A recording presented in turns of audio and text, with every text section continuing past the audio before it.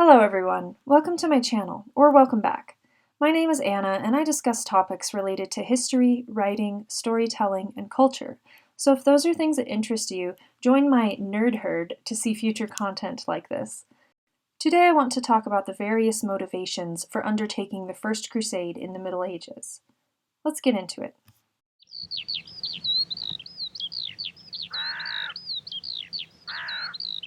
Popular contemporary thought often describes the First Crusade as a pious yet valiant expedition in search of God, glory, and gold.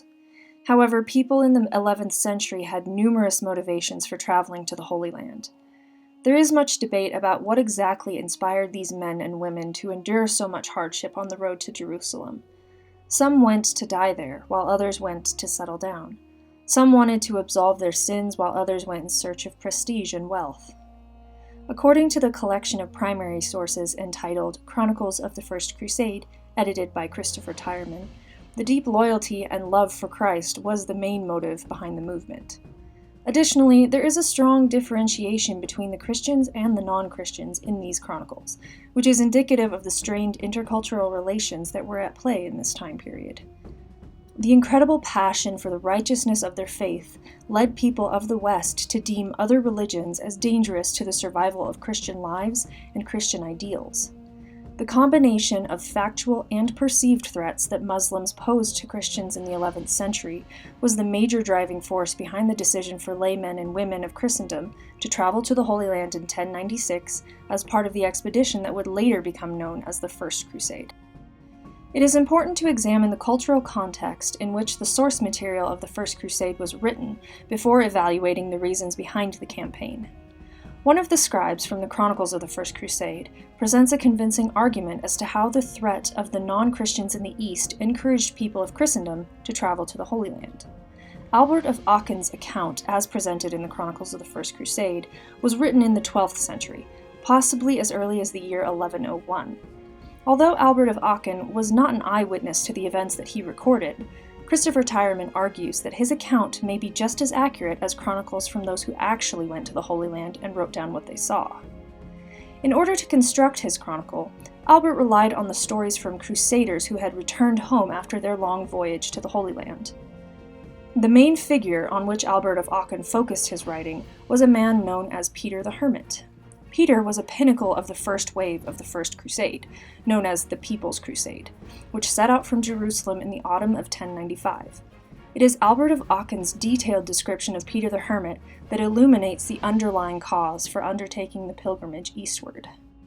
The Muslim domination of the Holy Land in the 11th century presented an immediate threat to Christian lives, which served as one of the main motivations for people of what is now Europe to take up the sign of the cross and travel thousands of miles to Jerusalem. According to Albert of Aachen, Peter the Hermit traveled to Jerusalem some years before the First Crusade. There he witnessed the desolation of the holy city under the control of the Eastern infidels. Peter's fellow Christians were tormented by the Muslims and subjected to discriminatory extortions. It was a land where Christians were forced to pay tribute if they did not wish to be tortured. When Peter the Hermit returned to France, he began preaching about the importance of lay people traveling to the Holy Land. The suffering of their Christian brethren in the East needed to end. This is why, as Albert of Aachen claims, Peter was one of the very first instigators of the First Crusade. Peter the Hermit's fervor for aiding his fellow Christians in the East had an incredibly powerful effect on those around him. He was charismatic, and people listened to him when he spoke. They followed him all the way to Jerusalem itself, or died trying. Unlike Pope Urban II, who was widely known for encouraging the pilgrimage in his famous 1096 speech, Peter the Hermit had actually been to the Holy Land. He had seen Christians being oppressed at the hands of the Muslims with his own eyes. Additionally, Jesus Christ himself had allegedly instructed Peter to summon the people of Christendom to the Holy Land to aid the victimized Christians there. "Return with all speed to the land of your kinsmen. There make known the persecution and sufferings of my people and the wrongs done in the Holy Land." Unfortunately for modern historians, Albert of Aachen's account lacks any specificity regarding the actual speeches that Peter made in France to rouse the people into action. However, the background for Peter's decision to lead the Franks eastward is crucial in understanding why the People's Crusade set out from Jerusalem with the utmost urgency. Christians were being persecuted in the east, and they needed to help immediately.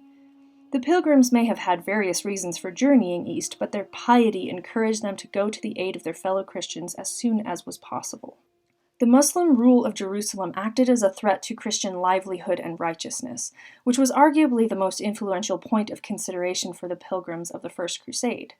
In Albert of Aachen's account, Peter the Hermit's intense devotion to God is continuously made evident.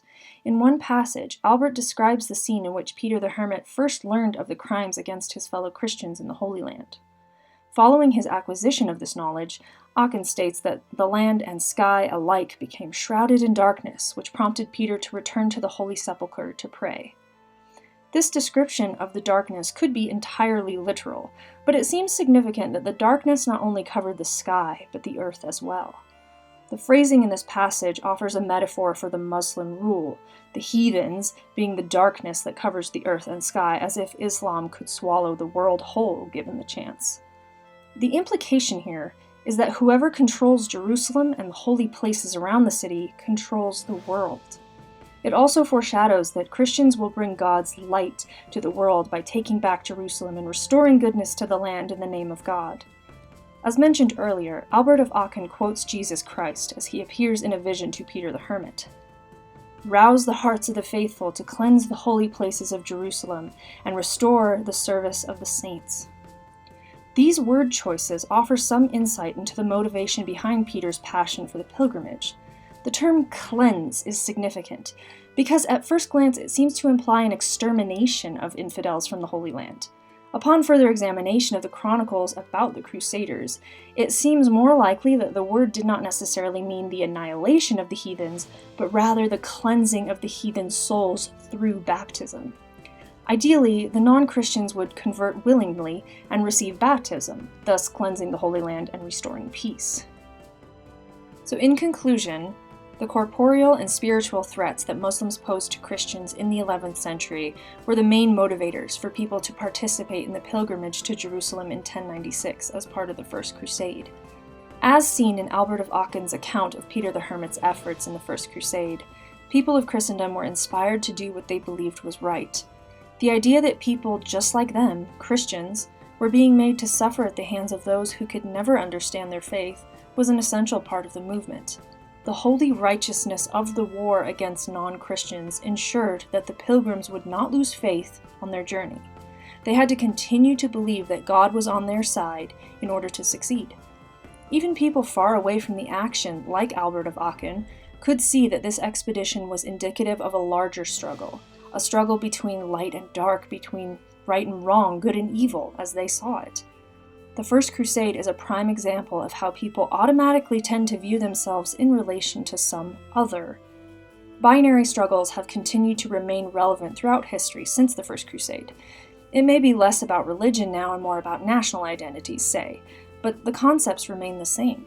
The other will always pose some sort of threat to people's lives and livelihood, as long as there is tension among two or more groups of people. Real and perceived threats were the main motivations behind the First Crusade, and they will likely continue to be the driving forces behind any war effort in the future. Alright everyone, that's it for today. Thank you for watching, especially if you made it all the way to the end. If you liked this video, consider subscribing to my channel so you can see future content about history, writing, storytelling, and culture. Feel free to see what I'm getting up to on Instagram and Twitter as well. And until next time.